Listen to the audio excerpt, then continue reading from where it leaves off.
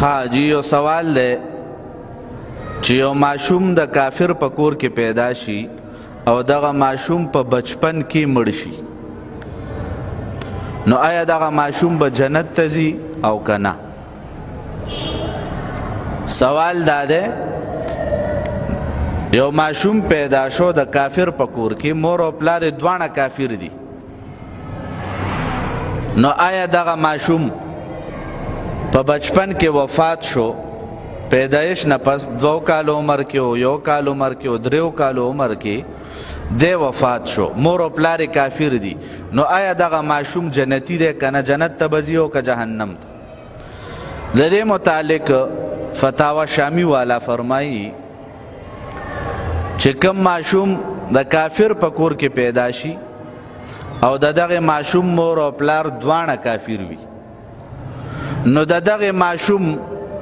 دنیا کې دا ژوند چې دی دا د دنیایي احکامو سره تړلی دی، یعنی دا د مور او پلار په کاته کې شمارلی کیږي،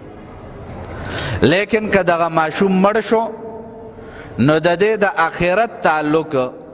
او د آخرت د احکاماتو تعلق وی هغه په الله باندې ده،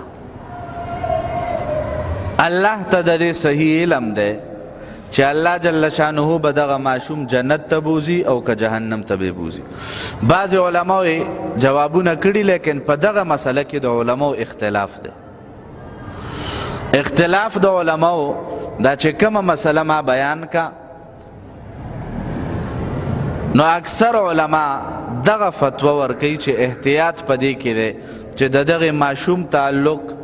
د جنت یا د جهنم سره د دې صحیح علم الله ته دی، مونږ ته نشته. بعض علما د خپل علم په رڼا کې وضاحت کوي او تفصیل کوي، هغې وایي چونکې دا ماشوم چې دی بالغ نه دی نو دا مکلف هم نه دی، ځکه د شریعت احکام دته نه متوجه کیږي. هغه ماشوم ته د شریعت احکام متوجه کیږي چې بالغ شي، نو یو ماشوم چې نابالغ دی نو دته د شریعت احکام نه متوجه کیږي، نو وی کده د کافر په کور کې پیدا دی او د مړ شو د بلوغ نه مخکې،